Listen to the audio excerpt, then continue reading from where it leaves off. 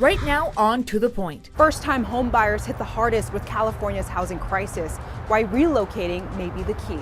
The race for California governor is still wide open, but are voters even paying attention? Gas prices are surging again. Why a war half a world away is hitting your wallet here at home. In our Champions of Hope, meet the family turning everyday adventures into lasting stories. Buying a first home is much more likely if you leave California. Good evening. Thank you for joining us on To The Point. I'm Becca Habiger.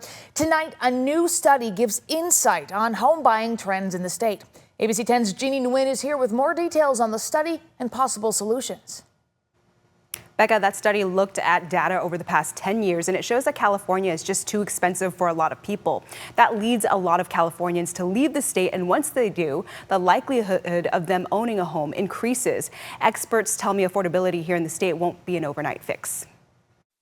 Californians leave the state, they are much more likely to be able to become a homeowner. So close to 50% more likely to become a homeowner, which is a big deal. Over the past 10 years, the California Policy Lab studied people moving in and out of the state. The results show a clear message. Folks, struggling to make it in the Golden State, basically, and deciding to move elsewhere, and then elsewhere becoming much more likely to become a homeowner.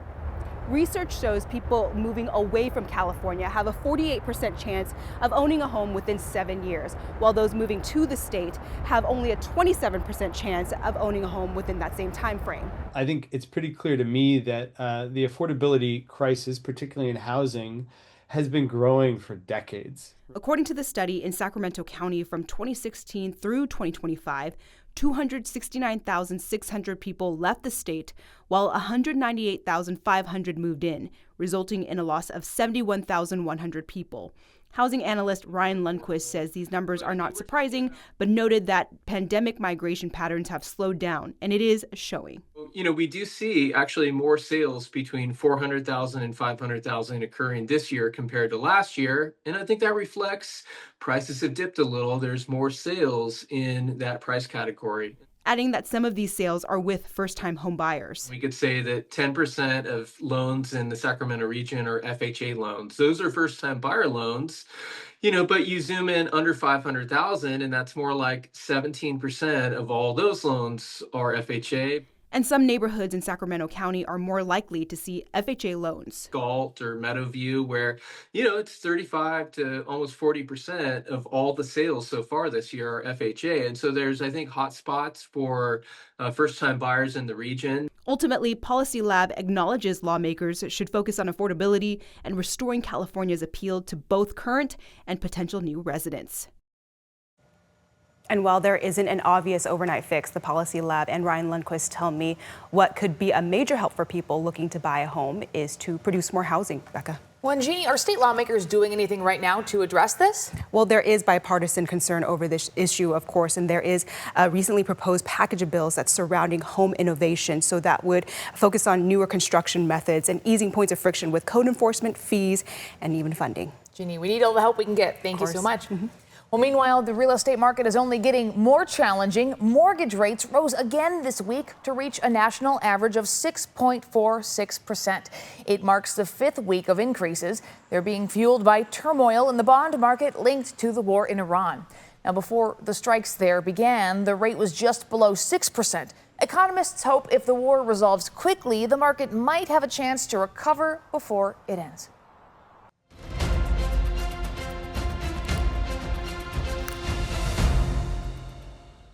When it comes to the race for California governor, it is still wide open. But what about voters? I mean, do people even know who's asking for their vote? ABC 10 State Matters political reporter Jenny Ha has the reality check on voter enthusiasm ahead of June.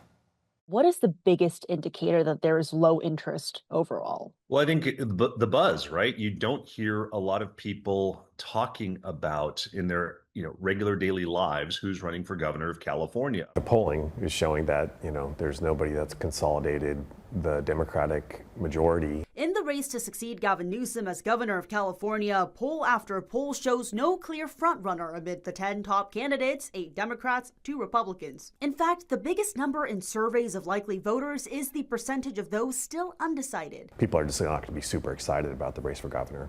They're also just not finding these candidates interesting. There will be more than 60 candidates on the June ballot for governor. A crowded ballot really shouldn't discourage participation. I really don't see Californians as disengaged. I just think everyone's navigating a lot of noise right now. Expect a lot more noise, from nonstop campaign ads to intensifying partisan politics, all of it ramping up as we get closer to Election Day, experts say. The political tone has become toxic, or more toxic than it's been. Which strategists say are all indications of likely low voter turnout, especially since it's the most partisan voters that participate in primaries anyways. I don't think the issue is trying to make people care. They do. It's just that we need to meet them where they're at and make participation in our democracy feel relevant and accessible.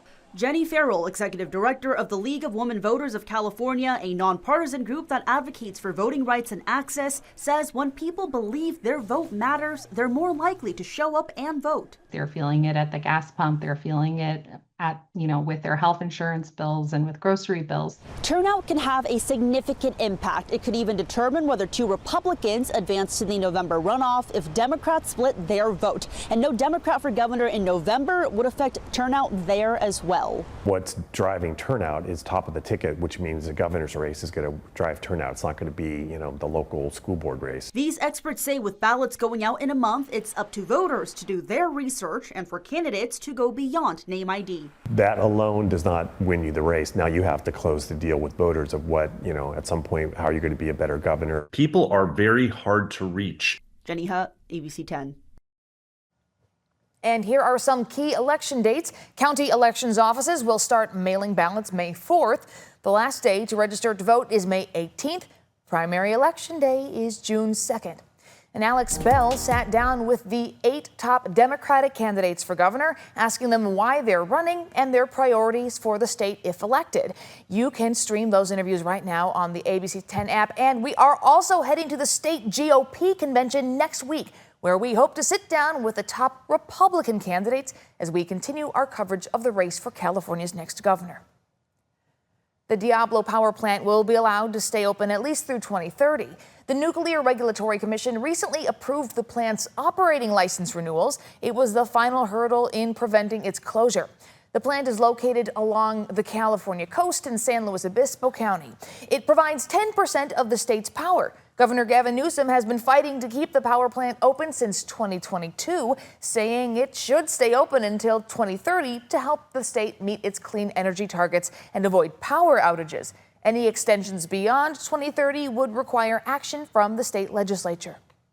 Governor Gavin Newsom today applauded the NRC's approval, saying in part, quote, "I welcome the Nuclear Regulatory Commission's approval as we continue California's clean energy transition, creating good-paying jobs, fighting climate change, and cementing the Golden State as a global powerhouse." Still ahead on To The Point, all eyes on space tonight, a make-or-break moment for the Artemis II mission. And gas prices nearing $6 a gallon. What's driving the spike and how it all hits your wallet at home. And after a few days with cooler temperatures and some showers and snow, well, that's all over now. 70s, then 80s for the holiday weekend. I've got to look at the forecast after the break. But first, in other headlines tonight, Congress is on break right now, but conversations continue on how to end the partial government shutdown. Today, President Trump said he'll soon sign an order to pay all Homeland Security employees who have gone without paychecks for the past 48 days. Certain items on Amazon could be getting more expensive. Amazon is implementing a 3.5% fee on its fulfillment services used by third-party sellers. Amazon says it's trying to balance out higher fuel costs. President Donald Trump's ballroom project was given final approval today from a federal planning agency. As of Tuesday, though, construction at the White House is not allowed to commence. Earlier this week, a federal court ordered all construction and demolition to stop because Congress did not approve the plans. But that decision doesn't forbid planning the project. Well, the rain is gone, the sun is back. This is a look at the beautiful Rose Garden at the state capitol. It was a good day to take some time to stop and smell the roses, right? Well, ABC 10 meteorologist Brendan Minchef joins us now. Brendan, what a beautiful day, and we've got more coming, huh? Yeah, more beautiful weather coming. They're saying something along the lines of what? April showers bring May flowers, but for whatever reason this year, it's more like March flowers and some April showers. It's all backwards, and we're just going to warm up again. So the few showers we did have to start the month of April, both rain and snow, well, it doesn't really mean anything because we're going to go back into the 80s. Today is our final day in the 60s for a while. 66 in Sacramento, 68 in Stockton, 67 in Modesto, 40s up in the high country, and temperatures a little cooler than normal for this time of the year. But don't get used to that because we're going to be in the 70s tomorrow and then 80s as we go into the weekend. 64 Sacramento, 64 Stockton, 65 in Modesto right now, 46 in Truckee, and 43 in Tahoe. We've also had plenty of wind out of the north today. Wind is not as strong now as it has been for much of the day, but winds are going to be picking up once again. And that's especially true on the west side of the Sacramento Valley and down through Vacaville and Fairfield. Clear and cool to start Friday morning in the 40s, which is where we should be for this time of year. You can see where the wind is going to be, though, with that green contouring. It's going to be a little bit warmer in that area because of those strong northerly wind gusts. Friday afternoon, warming up, 76 Sacramento, about 73 Stockton, 75 Manteca, 74 in Modesto, 77 in Vacaville and Fairfield, 68 Angels Camp in Sonora, 56 in Truckee, 54 in Tahoe. And it's just the start of the warming trend because we're going to be in the low 80s on Saturday, mid to upper 80s on Sunday, and even in places like Placerville, going to be close to 80 by the time we get to Easter. So again, those winds dying down for a little bit, but you see them coming back through the overnight hours on the west side of the Sacramento Valley, down through the Delta, out near Vacaville, Fairfield. That'll continue through Friday morning before starting to let up again as we go into Friday afternoon, although we will stick with a northerly breeze, especially in the Sacramento Valley, even into Saturday morning. It just won't be quite as strong by the time we get to Saturday morning. This system moving on out of here. That's why temperatures warming up. High pressure is building in. Not every model's here right now with this system coming in next week, but a lot of them are. So I am expecting another cool down. As to whether we'll see more rain or snow, we'll wait and see. I am putting some shower chances in for the middle of next week. That's still a few days away. So, don't make any plans around that rain or snow chance because the immediate weather is dry, much warmer than normal, and remaining a bit breezy. Brendan, thank you. Looking forward to that weekend. Well, coming up, the shakeup in Washington. Tonight, Pam Bondi is out as the Attorney General, why she was dismissed and who's taking over. And later, our Champions of Hope, how one family turned a trip to Disneyland into a growing series of books. A crucial step for the Artemis II mission happened tonight. Astronauts fired their engines and are now heading full speed toward the moon. The Artemis leadership team activated the Trans-Lunar Injection Ignition, which propels the Orion space capsule toward the moon. The capsule will be set on what's called a free return trajectory, the gravitational field of the Earth and the moon giving them a free ride. The whole mission is designed like a boomerang. So this rocket will fire once and would last for a few minutes. After that, the rocket is off.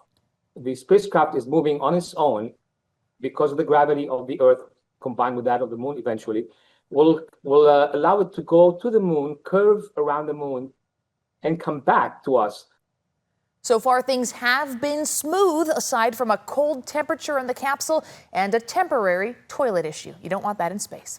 Well, Pam Bondi is out as U.S. Attorney General. For now, she will be replaced by Deputy Attorney General Todd Blanche, who President Trump says will serve as acting Attorney General. Now, sources say the president had been weighing the move for days and delivered the news in what one person described as a tough conversation. The president had grown frustrated with Bondi on several fronts, including her handling of records tied to Jeffrey Epstein and a lack of prosecutions targeting his political opponents. In a social media post, Trump says Bondi has a new job in the private sector. Defense Secretary Pete Hegseth is forcing the U.S. Army's top officer here to retire early. U.S. Army Chief of Staff General Randy George has served in the role since 2023 and was senior military assistant to Defense Secretary Lloyd Austin during the Biden administration. Hegseth and his circle reportedly considered George's proximity to Austin to be a negative mark against him. The U.S. Embassy in Baghdad is urging all American citizens to leave Iraq immediately as the war across the Middle East intensifies. New video released by U.S. Central Command shows U.S. airstrikes on multiple targets as it insists the U.S. is making, quote, undeniable progress in its war on Iran. In this fifth week of the war, video circulating online shows airstrikes near an airport in Tehran. President Trump says the operation is nearing completion while also threatening to escalate attacks over the next few weeks if Iran doesn't agree to a deal. We've all been feeling the pain at the pump lately with the price of a gallon of regular gas in California averaging nearly $6 a gallon. One major factor of that price is crude oil. It is the main ingredient in auto fuel, accounting that is, for more than half the price paid at the pump. Now, according to the U.S. Energy Information Administration, in January, the crude oil futures were trading at $58 per barrel. Today, they've nearly doubled, now trading at more than $110 a barrel. It's mainly due to the war in Iran. Now, the U.S. relies on the Persian Gulf for just a fraction of the oil it imports, but, of course, oil is a commodity and prices are set in a global market. A disruption anywhere affects prices everywhere, and U.S. prices move in response to swings, of course, in worldwide supply and demand. Well, today marks 1 year since President Donald Trump's so-called Liberation Day. That's when President Trump ordered double-digit tariffs on imported foreign goods. He assured Americans that prices would go down and jobs in factories would come, quote, roaring back as a result. The U.S. economy has shifted in the year since Liberation Day, but not quite as dramatically as the president promised. As of February, the overall unemployment rate was 0.4% higher. Now, overall inflation was about 0.6% lower since Trump took office, but it still remains high, and with the war with Iran, it could soon get worse. Coming up, our champions of hope. One little girl, one big idea, how everyday family moments turned into a book series.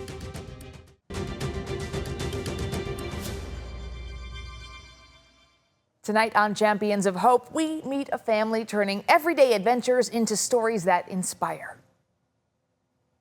Mila's trip. 2-year-old Mila doesn't sit still for long. You not paying attention right now? What's up, my princess? It was nearly impossible to keep her in one place for this interview. I'll let you down. But that same energy has sparked a remarkable journey for her family. Can I read this story to you? Starting with a trip to Disneyland. And we were having a difficult time, as new parents do when they take a baby to Disneyland. And we were like, oh, this is such an experience. We need to document this somehow. And I was like, yeah, we probably should just make a book about it. And he was like, yes. And that first book, called Trip to the Magical Land, Mom and Dad wanted to make sure Mila sees herself in the books that we create. And that's what inspired this whole journey. The book capturing the real moments on their adventure. As we got off the shuttle, Mommy and Daddy grabbed my hand. We walked 50 steps and made it to the magical land. Together, Isaiah and Ivana began writing and drawing more of Mila's adventures, creating a series of children's books where Mila is the story. I just write the words and Ivana makes the story pop with the amazing illustrations. Yes, I want them to immerse themselves in each element of every single page. From trips to the aquarium to Mila's first cruise, each book captures a family adventure they hope inspires other families. They now have 8 books, and in each one, her favorite movie is Finding Dory. Readers can find little Easter eggs like the ones hidden in Amazing Aquarium. We added little bits and pieces of Finding Dory, and it makes the story real and authentic so that we know, like, this is for you, baby girl. They say the journey has brought them closer too, connecting as parents, partners, and now storytellers. Loving with each other, collaborating with each other, supporting each other, and just giving each other the space to be creative, the space to share your words and showcase. She started throwing off my new baby. She's living her best life. Yes, she is. Yeah, so it is. Working together in business has just helped us grow just in our own personal relationship. Because if you can work together in business, then you can do anything. As we got off the shuttle, Mommy and Daddy grabbed my hand. What began as story time at home became Barnes & Noble book signings. Isaiah and Ivana say the added bonus is inspiring kids and families to keep the love of reading alive. Reading is essential. Reading is very important. Reading is your superpower. The more you read, the stronger your brain gets. Oh, I love you so much. The importance of reading to your children. My mom passed it down to me, and I want to pass it down to Mila. Isaiah, Ivana, and energetic Mila turning everyday adventures into lasting stories, sparking a remarkable journey of family and togetherness.